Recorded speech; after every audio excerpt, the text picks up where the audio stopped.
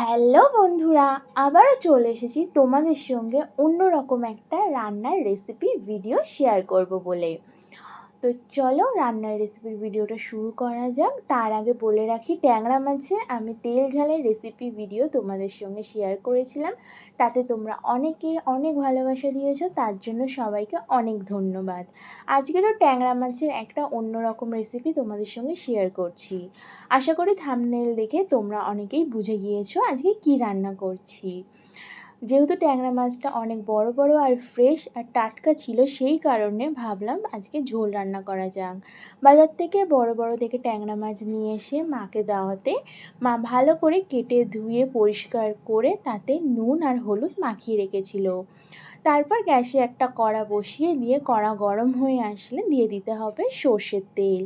সর্ষের তেল ভালোভাবে গরম হয়ে আসলে একে একে মাছগুলো ছেড়ে দিতে হবে।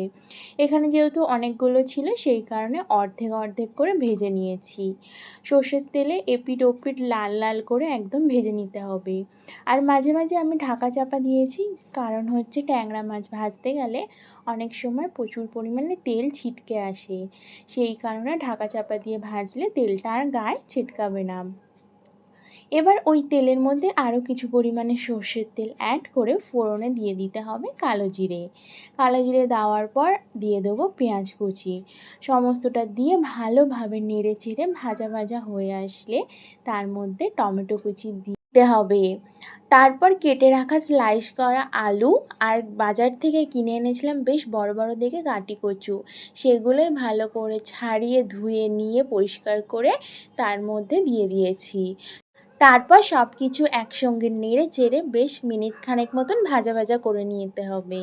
সমস্তটা ভাজা হয়ে আসলে এবার দেওয়া পালা মশলা।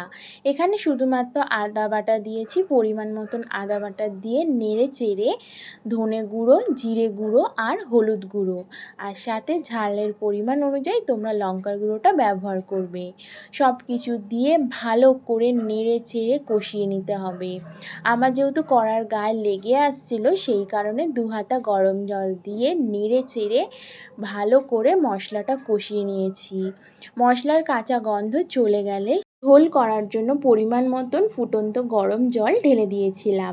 আগে থেকেই জলটা গরম করে নিতে হবে, তাতে রান্নার টেস্টটা আরও বেশি ভালো আসবে। ঝোলের জল ফুটে আসলে তার মধ্যে আগে থেকে ওই ভেজে রাখা ট্যাংরা মাছগুলো দিয়ে দেবো। সমস্তটা দিয়ে একটু নেড়ে চেড়ে ঢাকা চাপা দিয়ে দেবো মাছটা সেদ্ধ হওয়ার জন্য। মাছ সেদ্ধ হয়ে আসলে আর কি, নামিয়ে নিয়ে গরম গরম ভাতের সঙ্গে পরিবেশন করুন টাটকা ট্যাংরা মাছের গাঁটি কচু আর আলু দিয়ে পাতলা ঝোল। ভাতের সঙ্গে যদি 1 পিস গন্ধরাজ লেবু হয়, তাহলে দুপুরের খাওয়াটা কিন্তু একদম জমে যাবে। আমিও বসে পড়েছি 1 প্লেট গরম ভাত আর ট্যাংরা মাছ নিয়ে। ভিডিওটা ভালো লাগলে লাইক আর সাবস্ক্রাইব করতে ভুলো না।